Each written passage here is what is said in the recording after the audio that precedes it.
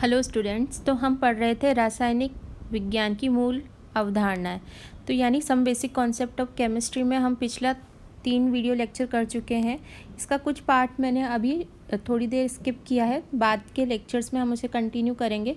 आज हम पढ़ेंगे रासायनिक संयोजन के नियम। तो हम आज के लेक्चर में रासायनिक संयोजन के जो भी नियम हुए हैं उनको पढ़ेंगे। तो क्लास 11th में आप हिंदी मीडियम में अभी अपना केमिस्ट्री यानी रसायन विज्ञान को पढ़ रहे हैं। तो इसमें अपन आज देखेंगे कि गैल्यूसेक, लोवाइजर और इन सब ने कुछ नियम दिए हैं रसायन विज्ञान के। तो अपन सबसे पहले देखेंगे तत्वों के संयोजन से यौगिकों का बनने के लिए कितने नियम दिए गए हैं। 5 मूल नियम दिए गए हैं। तो सबसे पहले अपना आज जो नियम है वो है द्रव्यमान संरक्षण का नियम, यानी इसको अपन इंग्लिश में बोल सकते हैं मास कंजर्वेशन लॉ। तो मास कंजर्वेशन लॉ है, ये जो लॉ है वो दिया है हमारा लोवुसिए ने या लोवाइजर अपन बोलते हैं इसको जनरली। तो इन्होंने दिया है। इस नियम के अनुसार क्या होता है कि जो द्रव्य है ना तो बनाया जा सकता है और ना ही नष्ट किया जा सकता है, यानी कि mass neither be created nor destroy, यानी जो द्रव्य का जो भी मास है, मटेरियल है, वो कभी भी ना तो बनाया जा सकता है, ना तो क्रिएट किया जा सकता है, ना ही नष्ट किया जा सकता है, ना ही डिस्ट्रॉय किया जाता है। तो इस नियम को अंतोइन लोविजिए ने सन 1789 यानी 1789 में दिया था। उन्होंने दहन अभिक्रियाओं का प्रायोगिक अध्ययन ध्यानपूर्वक किया था, यानी जो भी हमारी कंबंशन रिएक्शंस होती है उनका जो प्रायोगिक है यानी एक्सपेरिमेंटल स्टडी की थी, और ऊपर दिए गए जो उनके निष्कर्ष थे यानी कि भौतिक और रासायनिक परिवर्तन में में कुल द्रव्यमान में कोई परिवर्तन नहीं हुआ था। यानी जो भी उन्होंने प्रैक्टिकल्स किए थे यानी जो भी प्रयोग किए थे उनके भौतिक और रासायनिक परिवर्तन जो भी हुआ था उसमें जो टोटल मास है यानी कुल द्रव्यमान है उसमें कोई भी चेंज नहीं हुआ था। तो रसायन विज्ञान के बाद की कुछ संकल्पनाएं इस पर आधारित है। वास्तव में अभिकर्मकों तथा उत्पादों के द्रव्यमानों का यथार्थपरक मापन लोविसिए द्वारा प्रयोग के ध्यानपूर्वक करने के कारण ही ऐसा संभव हुआ था। यानी उन्होंने बहुत ही अच्छे से ये प्रयोग किए थे जिसके आधार पर ही ये सारी चीज़ें संभव हुई थी, यानी उन्होंने मास कंजर्वेशन का लॉ वो दे पाए थे। उसके बाद जो सेकंड है वो है हमारे जो लॉ है वो जोसेफ प्राउस्ट ने दिया था, स्थिर अनुपात का नियम, यानी कि जो रेशो है वो क्या रहता है, स्थिर रहता है। यानी जब केमिकल रिएक्शन होती है तो उसमें जो रेशो लिया जाता है वो स्थिर होता है। यह भी कोई भी यौगिक है, कोई भी कंपाउंड है, उसके जो द्रव्यमान होते हैं उनका अनुपात सदैव क्या रहता है, स्थिर रहता है। जैसे हमारा H2O है, पानी है, पानी चाहे हम ग्लास का लें, चाहे समुद्र का हो, चाहे तालाब में हो, चाहे टब में हो, तो जो H2O है यानी पानी है उसमें H का और ऑक्सीजन का, हाइड्रोजन और ऑक्सीजन का जो रेशो है हमेशा वो क्या रहेगा, फिक्स रहेगा, यानी 1:2 के रेशो में हमेशा लिया जाता है। तो इसी को बताया है स्थिर अनुपात का नियम, यानी कि जो रेशो है वो फिक्स रहने का। तो ये नियम फ्रांसीसी रसायनज्ञ जोसेफ प्राउस्ट ने दिया था। उनके अनुसार किसी यौगिक के तत्वों के द्रव्यमान का अनुपात सदैव समान रहता है, यानी उनके तत्वों का जो द्रव्यमान है वो हमेशा समान रहेगा, उनका अनुपात, क्या चीज़, अनुपात, यानी कि हमारा रेशो हमेशा समान रहेगा। प्राउस्ट ने क्यूप्रिक कार्बोनेट के 2 नमूनों के साथ प्रयोग किया।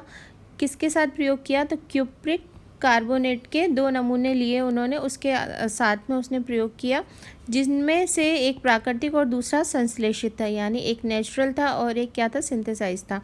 उन्होंने पाया कि इन दोनों नमूनों में तत्वों का संगठन समान था, यानी ये जो नमूने लिए थे किसके, क्यूप्रिक कार्बोनेट के, उसमें तत्वों का संगठन समान था। जैसा कि हम देख सकते हैं जो प्राकृतिक था उसमें तांबे का प्रतिशत 51.35 था, 51.35, संश्लेषित में भी यही था 51.35, जबकि कार्बन का प्रतिशत 9.74 यानी 9.74, और सेकंड उसमें भी संश्लेषित में भी सेम, और ऑक्सीजन का 38.91 ये था, दोनों में सेम था। तो अतः उन्होंने निष्कर्ष निकाला कि स्रोत पर निर्भर न करते हुए किसी यौगिक में उपस्थित तत्वों के द्रव्यमान समान अनुपात में पाए जाते हैं। इस नियम को कई प्रयोगों द्वारा उन्होंने सत्यापित भी किया, स्टेबलाइज भी किया। इसे कभी कभी निश्चित संगठन का नियम भी कह देते हैं, यानी जो संगठन होता है यौगिक में उसका जो रेशो है वो क्या रहता है, फिक्स रहता है। उसके बाद थर्ड था हमारा गुणित अनुपात का नियम, जो दिया था हमारा जोसेफ लुइस गे लूसेक, यानी इसको हम गेलुसेक का लॉ भी बोलते हैं, गेलुसेक का नियम भी बोलते हैं। इस नियम के अनुसार क्या था, जो ये नियम डाल्टन द्वारा सन 1803 में दिया गया था। इस नियम के अनुसार यदि दो तत्व संयोजित होकर एक से अधिक यौगिक बनाते हैं, यदि दो तत्व संयोजित होकर एक से अधिक यौगिक बनाते हैं तो एक तत्व के साथ दूसरे तत्व के संयुक्त होने वाले द्रव्यमान छोटे पूर्णांक के अनुपात में होते हैं, यानी कि सिंपलेस्ट रेशो में जो मिनिमम से मिनिमम लिया जाएगा उसके पूर्णांक में रहते हैं। उदाहरण के लिए हम जैसे ले सकते हैं कि हाइड्रोजन ऑक्सीजन के साथ संयुक्त होकर दो यौगिक पेरोक्साइड यानी जल और हाइड्रोजन पेरोक्साइड बनाता है, यानी H2O2 बनाता है। तो किस तरीके से, एक तो जल बना देता है और एक H2O2 बनाता है। कैसे, जैसे 2 ग्राम हमने हाइड्रोजन लिया, उसकी 16 ग्राम ऑक्सीजन से रिएक्शन कराई तो हमारा 18 ग्राम जल बना, वाटर बना।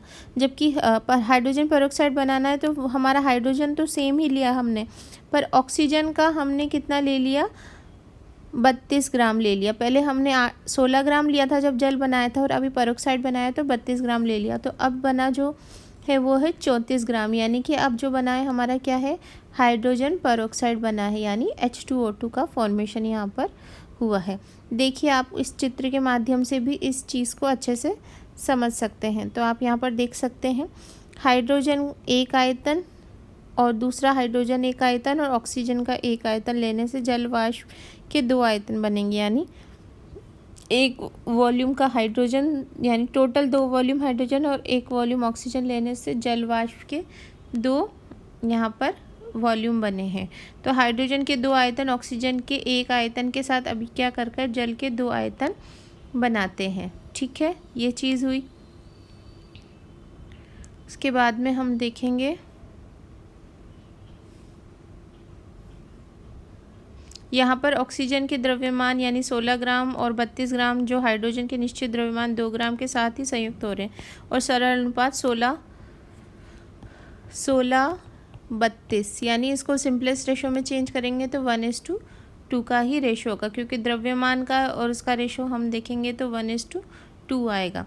अब हम देखेंगे गेलुसेक का गैसीय आयतनों का नियम। गेलुसेक ने जो गैसीय आयतन का नियम दिया था वो देखेंगे। इससे पहले वाला जो ये दिया था गुणित अनुपात का नियम, ये हमारे डाल्टन ने दिया था, गेलुसेक ने नहीं दिया था। गेलुसेक ने दिया है हमारा गैसीय आयतनों का नियम। तो ये नियम गेलुसेक द्वारा सन 1808 में दिया गया था। उन्होंने पाया कि रासायनिक अभिक्रियाओं में गैस संयुक्त होती है या बनती है और उनके आयतन सरल अनुपात में होते हैं, बशर्ते सभी गैसें समान ताप व दाब पर हो, यानी आयतन उनके समान सरल अनुपात में होते। पर क्या कंडीशन अप्लाई कर दिए कि क्या होना चाहिए यहाँ पर, गैस समान ताप और दाब पर हो। जैसे कि हमने क्या लिया कि हाइड्रोजन हमने 100 ml, हाइड्रोजन के 100 ml ऑक्सीजन के 50 ml के साथ संयुक्त होकर 100 ml जलवाष्प देते हैं। तो हम क्या देखेंगे कि यहाँ पर हाइड्रोजन हमने लिया 100, ऑक्सीजन 50, तो हमारी टोटल जलवाष्प कितनी बनी, 100 ml बनी।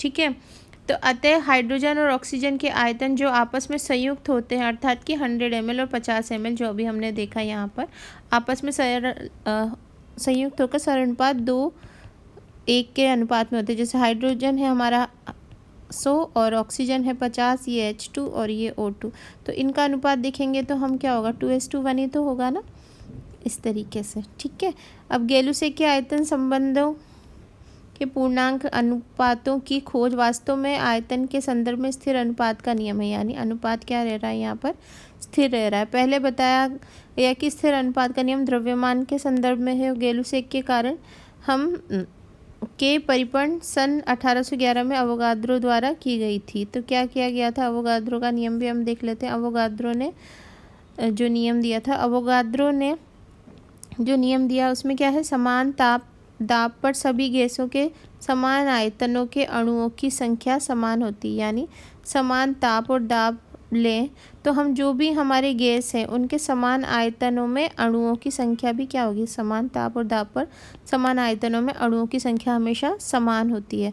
तो अवोगाद्रो ने परमाणु और अणुओं के बीच अंतर की व्याख्या की कि परमाणु क्या है और अणु क्या है, जो आज आसानी से हम समझ में आती है। यदि हम हाइड्रोजन और ऑक्सीजन की जल बनाने की अभिक्रिया को दोबारा देखें तो ये कह सकते हैं कि हाइड्रोजन के 2 आयतन और ऑक्सीजन का 1 आयतन आपस में संयुक्त होकर जल के 2 आयतन बना देते हैं और ऑक्सीजन लेश मात्र भी नहीं बचती। यानी जब हम रिएक्शन कराते हैं तो हम देखते हैं कि ऑक्सीजन यहाँ पर बिल्कुल भी नहीं बचेगी रिएक्शन कराने पर। तो इस तरीके से हम देख सकते हैं, जो हमने अभी देखा ही था। तो यहाँ पे दिया है डिब्बे में अणुओं की संख्या समान है। वास्तव में अवोगाद्रो ने इन परिमाणों की व्याख्या अणुओं के बहुपरमाणु मानक की है। यदि हाइड्रोजन ऑक्सीजन द्विपरमाणु माना जाए जैसा कि अभी हमने देखा, तो ऊपर दिए गए परिमाणों को समझना काफ़ी आसान है। परंतु उस समय डाल्टन और कई अन्य लोगों का ये मत था कि एक जैसे परमाणु आपस में संयुक्त नहीं हो सकते और हाइड्रोजन या ऑक्सीजन के 2 परमाणु वाले अणु उपस्थित नहीं हो सकते। तो अवोगाद्रो ने का प्रस्ताव फ्रांसीसी में प्रकाशित हुआ। ये सही होने के बाद भी इस मत का बहुत अधिक बढ़ावा भी नहीं मिला था और लगभग 50 वर्ष के बाद 1860 में जर्मनी के कार्लसरूह ने रसायन विज्ञान का प्रथम अंतर्राष्ट्रीय सम्मेलन आहूत हुआ ताकि कई मतों को सुलझाया जा सके और इसमें स्तेनिलाओ कैनिजारो ने रासायनिक दर्शन पर विचार प्रस्तुत करते हुए अवोगाद्रो के कार्यों को महत्व पर बल दिया था। उसके बाद में हमारा है डाल्टन का परमाणु सिद्धांत। तो डाल्टन का परमाणु सिद्धांत यहाँ पर हम देखेंगे।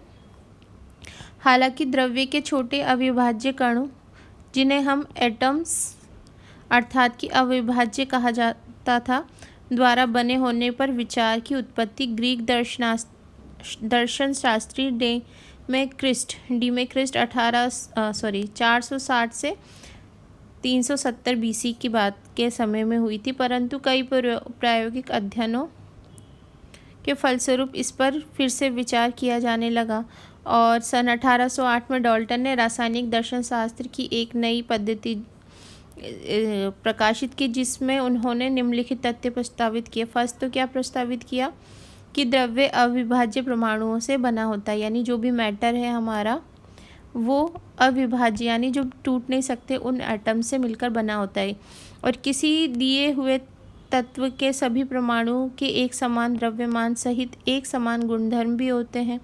तत्व के सभी परमाणु के एक समान द्रव्यमान सहित एक समान गुणधर्म भी होते हैं। विभिन्न तत्वों के परमाणु द्रव्यमान में भिन्न भिन्न होते हैं। अलग अलग तत्वों के परमाणुओं का द्रव्यमान क्या होता है, भिन्न भिन्न होता है, अलग अलग होंगे। जैसे कि हमारा ऑक्सीजन हुआ, हाइड्रोजन हुआ, कार्बन हुआ, तो उन सब के जो एटम है वो अलग अलग हैं, तो उनका द्रव्यमान भी भिन्न भिन्न होगा। ठीक है, तो अब हम देखेंगे नेक्स्ट, एक से अधिक तत्वों के परमाणुओं के निश्चित अनुपात में संयोजन से क्या बनते हैं, यौगिक बनते हैं। क्या बनते हैं, यौगिक, जिसे हम बोलते हैं कंपाउंड। और रासायनिक अभिक्रियाओं में परमाणु पुनर्व्यवस्थित होते हैं। रासायनिक अभिक्रियाओं में न तो उन्हें बनाया जा सकता है और न ही नष्ट किया जा सकता है। तो डाल्टन ने इस सिद्धांत से रासायनिक संयोजन के नियमों की व्याख्या की जा सकती है, यद्यपि इससे गैसीय आयतनों के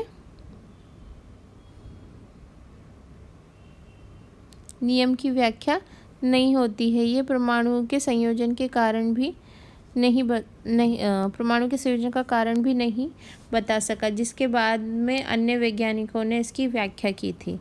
उसके बाद हमारा है परमाणु द्रव्यमान और आणविक द्रव्यमान, यानी कि परमाणु एटम का मास हम देखेंगे यहाँ पर और हम मॉलिक्यूलर मास को भी यहाँ पर देखेंगे। तो ये हम अभी नेक्स्ट वीडियो लेक्चर में करेंगे। आज के में केवल और केवल हमने क्या स्टडी किया है, आज के में हमने किया है, आप बोल सकते हैं रासायनिक संयोजन के नियमों को हमने आज स्टडी किया है। अब नेक्स्ट वीडियो लेक्चर में हम एटम का मास और मॉलिक्यूल का मास देखेंगे, उनको मॉलिक्यूलर मास कैसे कैलकुलेट किया जाता है, एटॉमिक मास क्या होता है, ये सब चीज़ें। तो अगर आपको वीडियो अच्छा लगा हो किसी भी वजह से तो प्लीज़ मेरे चैनल को लाइक शेयर एंड सब्सक्राइब कर